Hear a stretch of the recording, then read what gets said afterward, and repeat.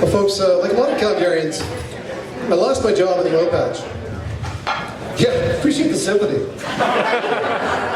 But don't worry, I won't be unemployed for long. Because like Justin Trudeau, I've got that Bachelor of Arts degree in literature to fall back on, yeah. Can't help thinking that Canada being led by Justin is a bit like the entire country showed up to a gunfight armed only with a selfie stick.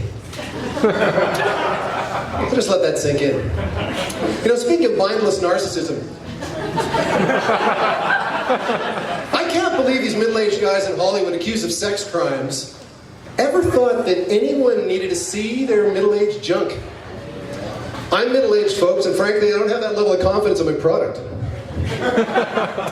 Chest is so hollow I can collect rainwater in it, which is going to help me achieve my lifetime goal of homelessness in Vancouver. Look in the mirror every day, try to pick out an outfit, but realize that nothing really goes with this skin color.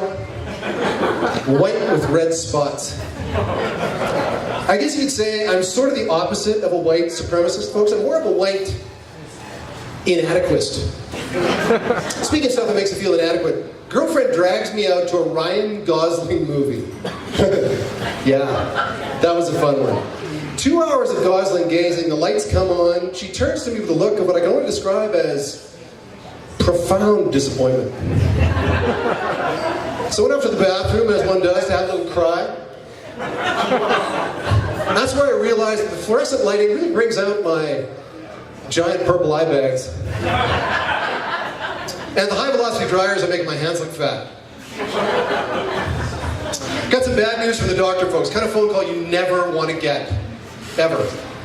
Doc's office calls to say the medical lab has run some tests and some very bad news. They rejected my stool sample. Yeah, so even now, even my shit's defective. My defecation didn't break through. My dumps are dumped. I can't remotely claim to have my shit together. People involved in terrorism are often accused or said to have been radicalized.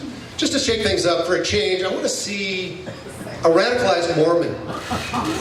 Think about a radicalized Mormon lone wolf taking over a Starbucks.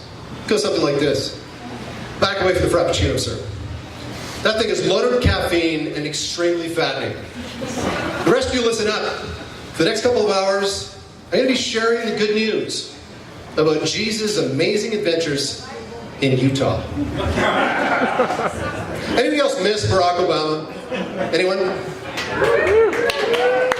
I miss him too. You know, every time there was a terrorist attack, he would get on TV and insist that terrorism had absolutely nothing to do with religion, which is fantastically delusional. Then again, only one of us has a Nobel Peace Prize, and spoiler alert, it's not me. So, what the hell do I know? Speaking of dignity in difficult situations, did anybody hear what happened recently at the Tim Hortons in Langley, BC? I can recap it for those of you who didn't actually hear about it. A woman walks into a Tim Hortons, and she wants to use the washroom, but she's extremely rude to the staff.